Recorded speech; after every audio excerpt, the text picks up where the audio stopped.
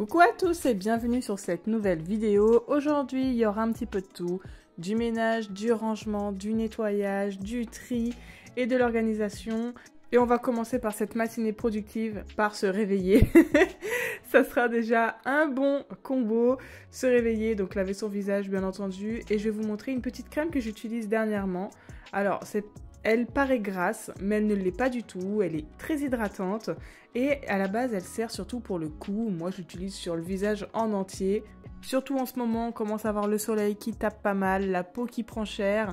Et dans ma situation personnelle, je prépare un déménagement. Donc plus les enfants, le travail, je vous avoue que prendre soin de moi, même si ce n'est que 5 minutes, eh bien ça fait du bien.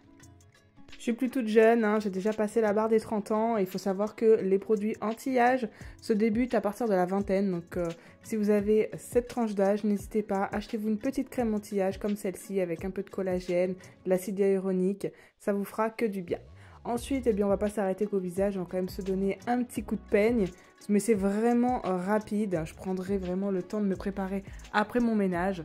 Là, c'est vraiment histoire d'être bien réveillé et surtout d'être quand même un minimum présentable pour vous. Alors, une fois que c'est fait, on va ouvrir les volets et on va s'occuper de la maison tout doucement. Les enfants dorment encore. On est samedi matin, mais c'était plus judicieux de mettre un réveil aujourd'hui pour avoir le temps de faire tout ce que j'avais à faire. Je me suis préparé une checklist la veille et elle était pas mal remplie. On va débuter par lancer une machine. Comme ça, le temps du lavage, nous aurons le temps de réaliser pas mal de tâches dans la maison. Si tu me suis depuis un petit moment, tu sais que j'ai testé et approuvé les produits Everdrop. Et là encore, c'était l'un de leurs produits.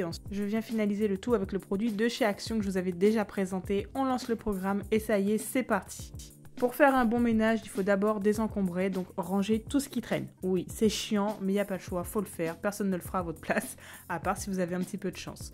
Pareil, après je vais commencer donc mes poussières, toujours du haut vers le bas. L'idéal est de réaliser un 8, donc faire des ronds avec votre microfibre. C'est l'idéal, après vous faites comme vous le sentez. C'était quand même assez cracra, donc je vais passer un petit produit multisurface, donc là le Fabulosa. Celui-ci, il sent bon, mais pas trop, donc c'est parfait. Après, faites attention sur le revêtement sur lequel vous allez utiliser ce type de produit quand même. On va ranger la vaisselle, et oui, c'est une tâche que je déteste faire. Franchement, ça me fatigue. Si je pouvais avoir un bâton magique, mais bon, on n'a pas le choix. Que ce soit dans le lave-vaisselle ou vaisselle à la main, il faut ranger la vaisselle. Donc, tout le monde s'y colle.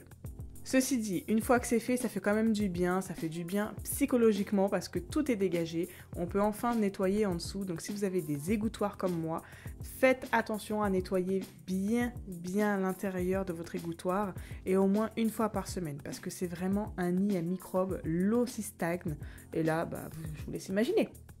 L'évier blanc, c'est super, mais en même temps, ça demande quand même pas mal d'entretien. Je pense moins qu'un évier noir, mais ceci dit, il faut quand même prêter attention à bien décrasser le calcaire et les poussières qui viennent s'y poser.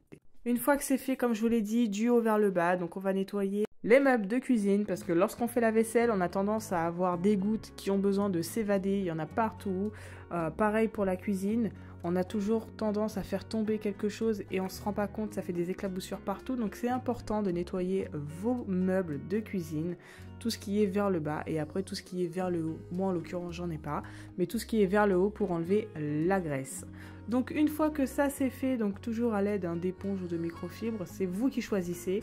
La machine a eu le temps de tourner, ça fait déjà un petit moment vous voyez, et au moins je peux déjà la sortir. Je ne vais pas l'étendre tout de suite, mais je la sors et je laisse bien la machine ouverte pour pas que ça sente. J'étendrai mon linge en tout dernier. Ensuite, j'ai besoin d'aller faire des courses. Il est préconisé de nettoyer son frigidaire une fois semaine. Entre nous, je trouve que c'est beaucoup.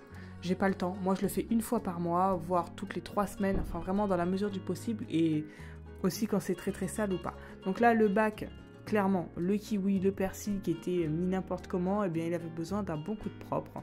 Donc là, rien de plus simple. Je vais utiliser un produit de chez Action qui est à base de bicarbonate et ça va partir tout seul. C'est pas non plus plein de gras, c'est pas... Voilà, c'est juste que c'est sale et il faut l'entretenir. Donc le produit que je vous parlais, je l'utilise également pour les ustensiles, donc pour les bacs. Encore une fois, vous faites comme vous le souhaitez, vous pouvez prendre du produit vaisselle, ça fera entièrement l'affaire, c'est du plastique. Après, tout dépend de la saleté. Si vous avez des traces de rouille dans votre frigidaire, je vous conseille de prendre du citron, le citron jaune.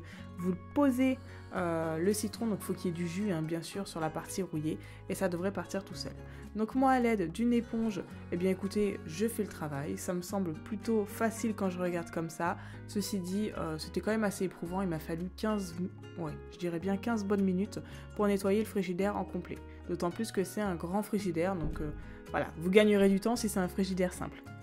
Et encore plus si c'est un top. Mais n'oubliez pas de l'entretenir, c'est important. Une fois que tout est nettoyé, je sèche bien pour pouvoir remettre tout ça en ordre. Nettoyer le frigo, ça permet aussi de faire le tri dans le frigidaire. Faites attention quand même aux dates de péremption et aussi, vous savez, toutes les sauces, donc ketchup, mayonnaise. Des fois, ça reste là. À un bon moment, on n'en mange pas souvent. Peut-être que vous avez acheté le ketchup pour vos petits-enfants, mais faites attention à cela et faites le tri. Ensuite, eh bien écoutez, pourquoi acheter des bacs lorsqu'on en a déjà dans le frigidaire? Donc moi j'utilise ceux des portes pour venir ajouter les goûters des enfants, donc les petits yops, les compotes, les jus. Voilà, après de toute façon je fais le réassort, on n'a pas non plus besoin d'avoir 50 jus au frais. Ensuite, eh bien, mes petits bacs perso, eh bien, je vais les utiliser aujourd'hui, donc là, pour des carottes, et après, j'en ai d'autres pour les autres articles à venir, d'autant plus que, comme je vous ai dit, j'ai des courses à faire, et ça se voit. Le frigidaire demande qu'à être rempli. L'avantage quand on fait vraiment le vide de son frigidaire comme ça, on se rend compte de ce qu'il nous faut réellement, la place qu'on gagne, parce que parfois on va au magasin, on se dit tiens je vais acheter ça, ça en promotion, mais on n'a pas la place dans le frigidaire. Donc faites attention à au moins ranger votre frigidaire avant de partir faire vos courses, je vous assure que ça peut être pas mal.